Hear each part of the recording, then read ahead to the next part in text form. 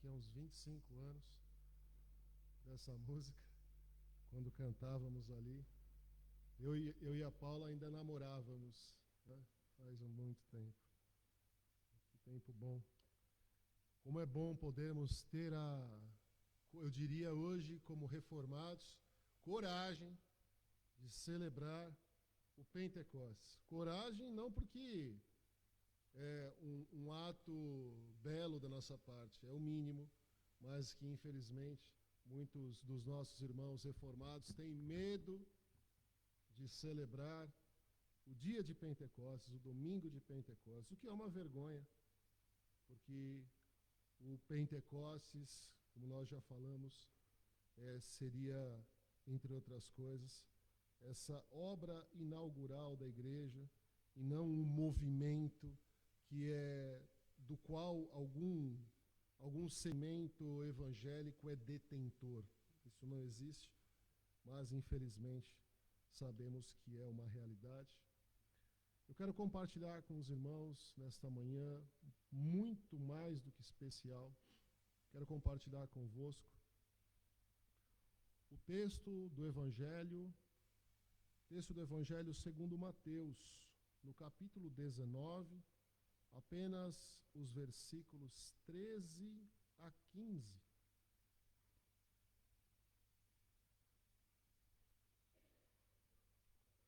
Evangelho segundo Mateus, capítulo 19, versículos 13 a 15. A palavra do Senhor, então, nos diz assim: Então trouxeram algumas crianças a Jesus para que ele lhes impusesse as mãos e orasse.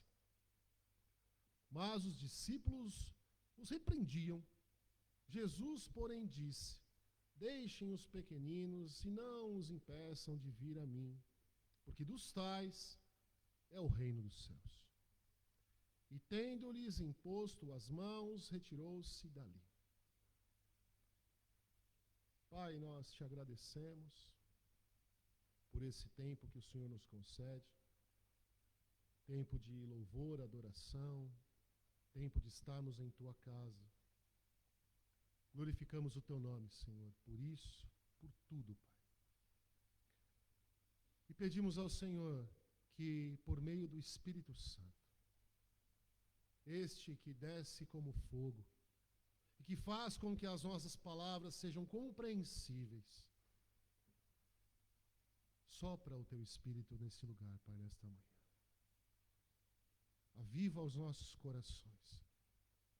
E neste momento, Senhor, de forma especial, dá-nos, ó Pai, a compreensão da tua palavra, na medida da tua vontade, na forma que o Senhor quer falar a cada um dos teus filhos e filhas. E que a tua palavra vá, Senhor, e produza o efeito para o qual o Senhor a está a enviar. Essa é a oração que fazemos em nome de Jesus Cristo. Amém. Mola mestra.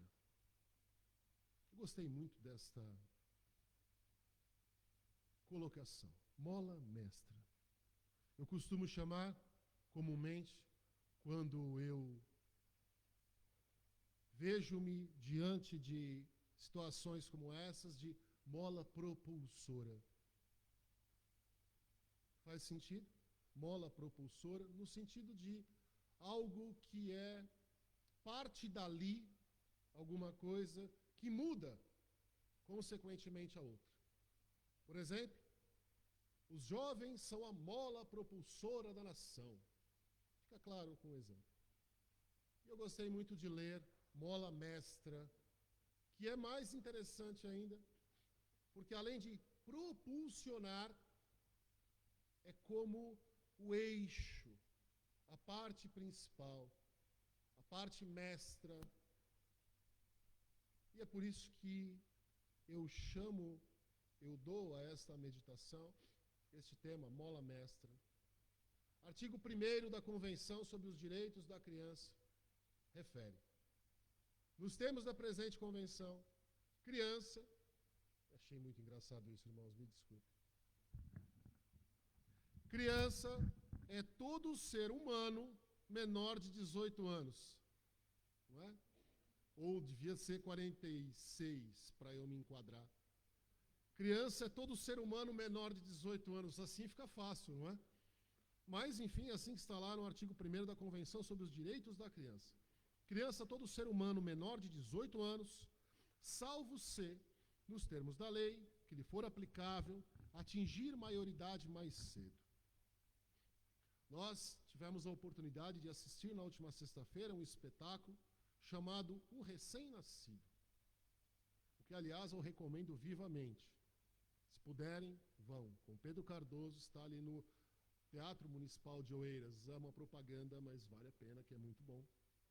É claro que eu não vou tratar do teor específico do espetáculo, mas eu posso dizer que é possível pararmos e pensarmos um pouco a respeito do que poderia se passar na mente de um bebê recém-nascido, e também já um pouco mais crescido, a sua forma de ver o mundo, a partir da sua inocência, o seu mundo, literalmente o seu mundo, um mundo diferente, a sua visão peculiar sobre o mundo e literalmente neste seu mundo, percebam?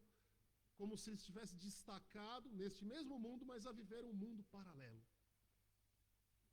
E ao lembrarmos de crianças, nós lembramos da inocência. E eu sei que esta é uma associação controversa e que já não pode ser pensada de uma forma indiscriminada, até porque, ao menos à luz de um arrazoar inaugural, de uma perspectiva mais simples ou inicial, na sua maioria, as crianças são e podem ser inocentes, já outras nem tanto. E esse é um tema muito denso e espinhoso, e também é claro que, naturalmente, eu não tenho qualquer intenção de tratar a respeito disso, mas me parece que nós podemos pensar de uma forma melhor se nos determos aquilo que antecede a esta pergunta que nós nos fazemos sobre o facto de algumas crianças não serem ou não inocentes. A pergunta que antecede esta pergunta das crianças serem ou não inocentes, talvez fosse: o que é inocência? E quando nós observamos o conceito da inocência, que é absolutamente profundo, mas de uma forma muito sucinta, e a inocência seria definida por alguns dicionários como sendo a pureza, a candura, a ingenuidade, e até então, nesse mesmo conceito padronizado de inocência que nos vem à mente, a ausência de culpa, entre outros conceitos, entre outras definições. A alcunha inocência, um pouco desgastada pelo uso, que nela, na nossa leitura inicial, na leitura mais comum, percebe-se muito mais como a pureza, a candura. Mas se nós nos atentarmos um pouco mais à definição de ausência de culpa, isso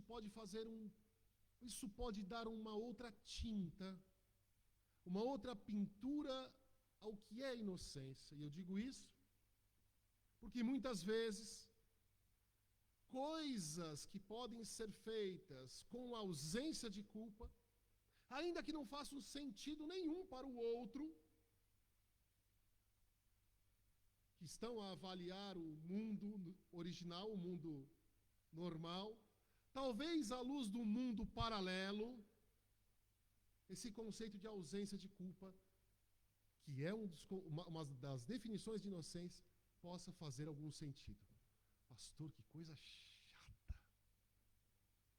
Tudo isso para dizer que quando nós olhamos para uma criança e lembramos da inocência da criança, e às vezes nos questionamos a dizer: mas nem todas as crianças são tão inocentes assim.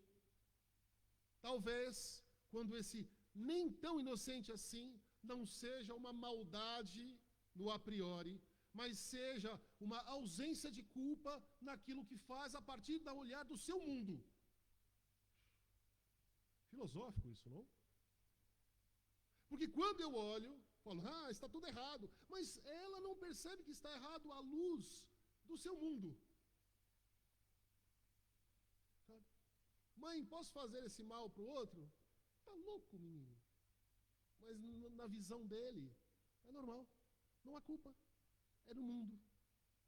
Mas, eu não quero aqui aprofundar em nada a respeito da inocência, deixando esses aprofundamentos e avaliações comportamentais de parte. Nas palavras de Jesus, parece que crianças não são apenas seres humanos com menos de 18 anos. No povo judeu, era costume que as crianças fossem, os seus progenitores, as suas mães, as pessoas levassem as crianças aos chamados professores da lei, para que elas fossem abençoadas. A bênção não se tratava apenas de uma palavra piedosa da parte desses professores da lei, mas tinha um significado de dádiva real. Para nós lembrarmos um pouco disso, temos uma compreensão um pouco mais alastrada, podemos nos lembrar ali do texto de Gênesis 27, da bênção de Jacó, que ainda que fosse indevida, do ponto de vista racional, uma bênção que é dada e não pode ser tirada, a perceber o presente divino, a dádiva. Não é apenas uma palavra piedosa no sentido de estar abençoado. Não. É algo que realmente abre um caminho. A percepção daquele povo era exatamente essa. Logo, as mulheres, talvez as suas mães, que levavam as crianças aos professores da lei, e que levam, naquele momento, diante de Jesus, estavam apenas a cumprir, muito provavelmente, um costume que aquele povo tinha de levar as suas crianças até os professores da lei, a fim de que fossem abençoados. E não uma bênção qualquer, mas a bênção que provém da parte divina. Mas, quando levam a Jesus, o resultado é diferente, porque Jesus é diferente de um mero rabino. Ele não é apenas um professor da lei, em que pese a sabedoria destes. Ele não é apenas um destes. E a proposta de Jesus diante dos seus discípulos e de outros que lá estavam é tão radical, que ele afirma diante de todos que a eles pertence o reino dos céus. O reino dos céus é destes, não dos outros. E isso se dá por alguns motivos especiais que correspondem à mentalidade e ao comportamento de uma criança. Dentre os quais, e aqui eu não vou falar de inocência mais uma vez, a humildade, a confiança. Diante da humildade, a criança está sempre pronta a receber dos grandes, dos maiores. Ela percebe que, mesmo não compreendendo exatamente o que está acontecendo, ela percebe a sua pequenez diante do maior. Ela tem uma confiança tal que não é fingida, no sentido de pais ou talvez outros mais velhos quererem o seu bem, na sua humildade, na sua confiança, na sua entrega. Jesus, desde o início do capítulo 18, um pouco antes então de quando nós lemos, do capítulo que nós lemos, torna a criança um instrumento da sua explicação. É muito curioso isso. E a ênfase evidente de Jesus está na fragilidade e na ignorância, e a ignorância tratada como de facto o é, a falta de um saber padronizado. Está na miserabilidade, na máxima divina, de que quanto mais frágil for uma pessoa em si mesma, tanto mais é derramada sobre ela a plenitude do amor e da assistência divina. Ou seja, a beleza não está na força pessoal, a beleza está na humildade, a beleza está na miserabilidade, a beleza está na confiança indistinta da criança. E a melhor, aliás, da confiança indistinta, da miserabilidade, não da criança, mas a melhor forma para ilustrar isso é lançar mão de um miúdo e colocar ali no meio dos discípulos. E eu imagino o quanto que isso não foi constrangedor. Aqueles homens que estavam ali a andar com Jesus, a aprender de Jesus, a saber muito de Jesus, nós, enfim, andamos com o Mestre. Nós sabemos muitas coisas, andamos e caminhamos com ele. Ó, vem aqui, ó, vocês têm que ser igual a esse aqui. Jesus, uma criança. Sim, porque o reino dos céus não é de gente como vós, é igual, é deles. A melhor forma, a melhor ilustração é uma criança. E Jesus mostra esse interesse pessoal por elas e recomenda que os seus discípulos, então, sejam iguais a uma criança. E no capítulo 18, nós devemos nos lembrar que eles estavam a indagar entre si quem é o maior. Quem é o maior diante do reino de Deus? E diante daquela preocupação de, como quem diz, vocês não entenderam nada. Até agora, e vocês não entenderam nada. Coloca ali uma criança no meio deles e passa a ensiná-los que eles devem se converter, de modo que se tornem, converter-se, tornar-se, ir, tornar atrás, converter-se de forma que eles tornem-se como aquela criança, humilhando-se como aquela criança. E o versículo 4 do capítulo 18 fala exatamente assim, humilhando-se. Não, Jesus não ia falar com uma criança está humilhar-se, humilhando-se como uma criança.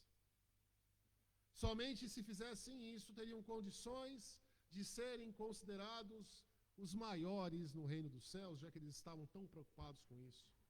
E mais, Jesus ainda vai afirmar, como nós lemos, que se receberem uma criança, tal como aquela que ele coloca no meio deles, aí, então, eles estão a receber o próprio Jesus, como se eles ainda não o tivessem feito. Quem vai ao encontro dessas crianças e a aceita nesse sentido exposto por Jesus, recebe ao próprio Jesus, recebe ao próprio Deus. Pois quem, por ordem de Jesus, irmãos, ouçam e guardem isto. Pois quem, por ordem de Jesus, acolhe o menor de todos, torna-se ele próprio o menor de todos, e recebe dentro de si um maior, aquele que em nosso favor torna-se o menor, Jesus, e com ele recebe a Deus. Isso é tão profundo que a nossa racionalidade não consegue compreender. Essa é uma proposta tão radical que a nossa racionalidade tenta desviar-se disso. Porque a verdade é que toda a exposição do Senhor evidencia, portanto, que a comunidade de Jesus deve formar os seus critérios em contraste com as diretrizes de fora.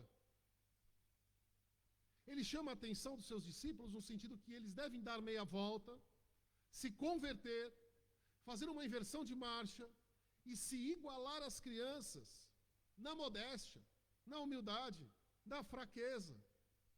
E não apenas na modéstia, na humildade e na fraqueza, mas também com a liberdade com que confiam e com a natureza carente do amor de uma criança. Tal e qual a criança confia integralmente nos seus pais, que não se preocupa, que se entrega de olhos fechados aos pais, pois ela tem firme convicção de que nos braços dos pais ela está segura e, portanto, se lança sem medo nos seus braços, com liberdade. Afinal, se o pai, se a mãe lhe diz algo, esta passa a ser uma verdade absoluta, é incontestável. Se o pai está com ela, ela nada teme, seja o que for. Não se incomoda e nem se envergonha em depender de forma integral dos seus pais. Tal e qual as crianças são carentes de amor, que não conseguem viver sem amor, têm necessidade de amar e se alegrar com a resposta que recebem do amor. E isso torna a vida da criança tão bela e despreocupada. criança não se importa com o status do outro. Ela não tem. O menino sem moradia compartilha com o filho do rico o pão que ele acabou de receber para deixar de ter fome. Ele não se incomoda com quem é. Não importa de onde venha o sorriso, eles sorriem. Não amam por compromisso ou por obrigação. Não medem para saber se vale a pena ou não vale a pena amar. Simplesmente amam, na sua necessidade de amar e de serem amados.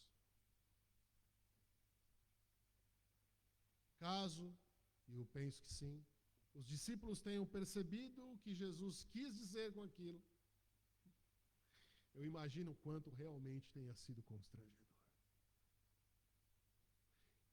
E eu digo porque, depois eles aprenderem tanto com Jesus, de tentarem e certamente reproduzirem muitas coisas que o Mestre os ensinou, já estavam há um bocado de tempo a caminhar com Jesus, eles ouvem que era melhor que eles não fossem como eles eram. Que era melhor que eles mudassem tudo e se tornassem como uma criança. Especiais como as crianças, que de especial não tinham muito naquele tempo.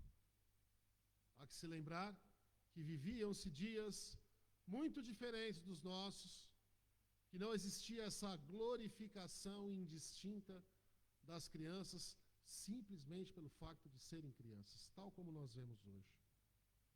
Não havia essa primazia das crianças como hoje muito nós vemos.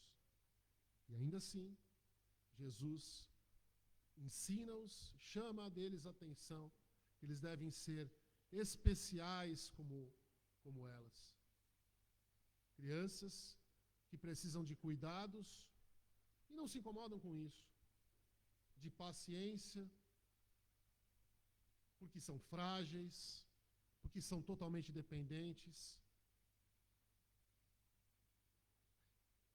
Não por serem crianças, na primazia de ser crianças, mas por coisas que acenam para o seu comportamento, na sua humildade, na sua inocência.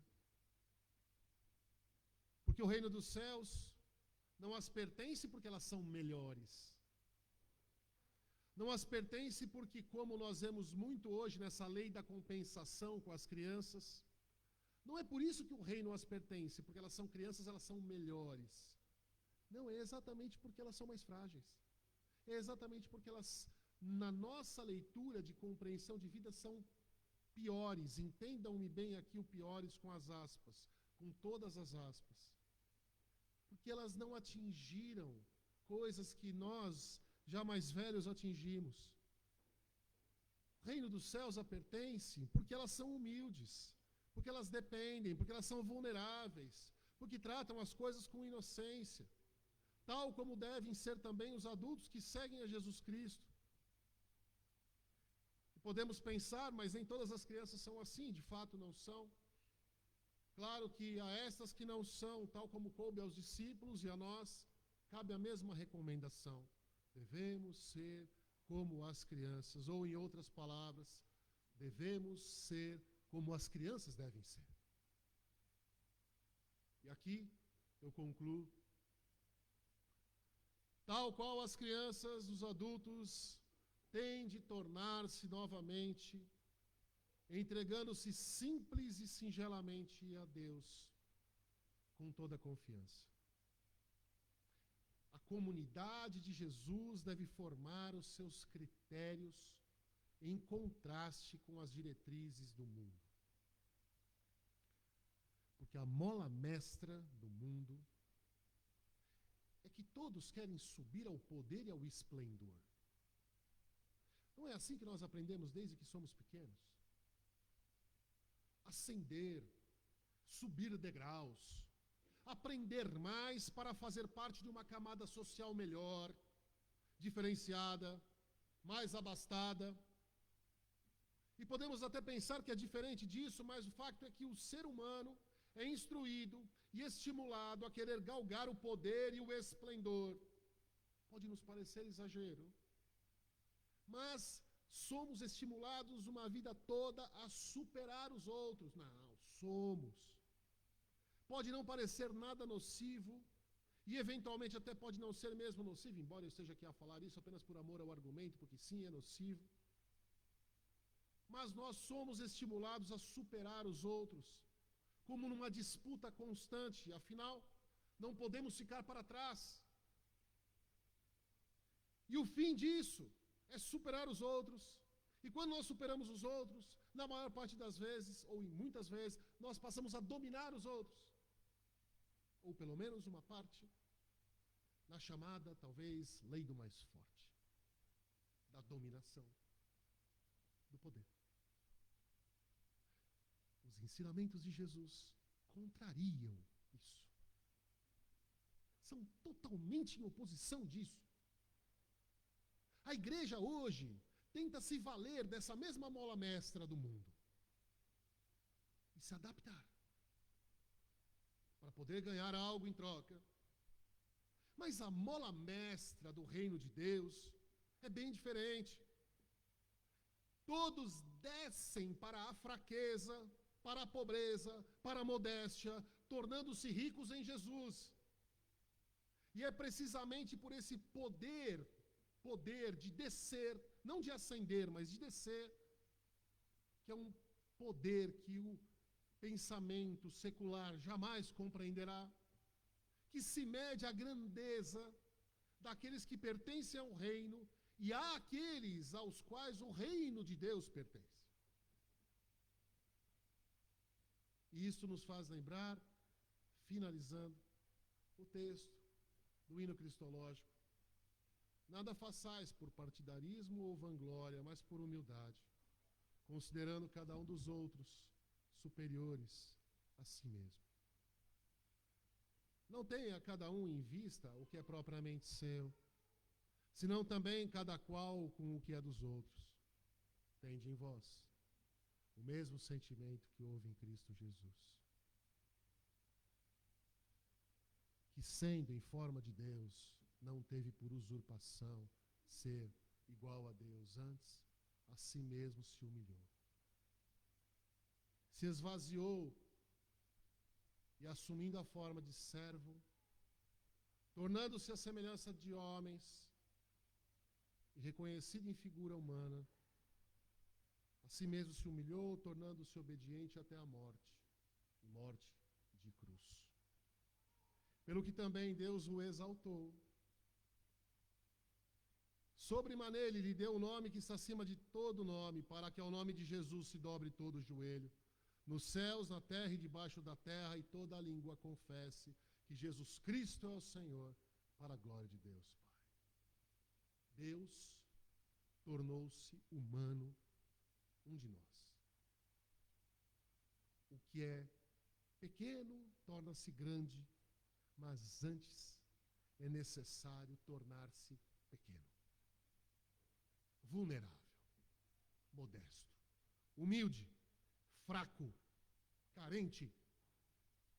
É preciso despirmos-nos do status, da vanglória, da triste indagação sobre quem é o maior, quem é o melhor, quem é o mais bem-sucedido, que igreja está mais cheia, quem tem a palavra certa, quem é mais sábio, quem está mais próximo das Escrituras.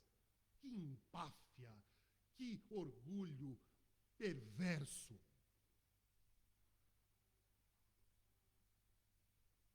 Quem é o mais poderoso? A lógica do reino é outra. A mola mestra do reino de Deus é outra. Ainda que seja constrangedor, pois já sabemos muito, já fazemos muito, tal qual os discípulos. E talvez Deus hoje esteja aqui a colocar, a meter uma criança no nosso meio e a dizer: acordem, precisam ser igual a este. Convertam-se, precisam ser igual a este. Porque aí sim, o reino vos pertencerá. preciso tornarmos-nos como uma simples criança, pois a elas pertence o reino de Deus. Que Deus nos ensine e nos ajude e nos abençoe.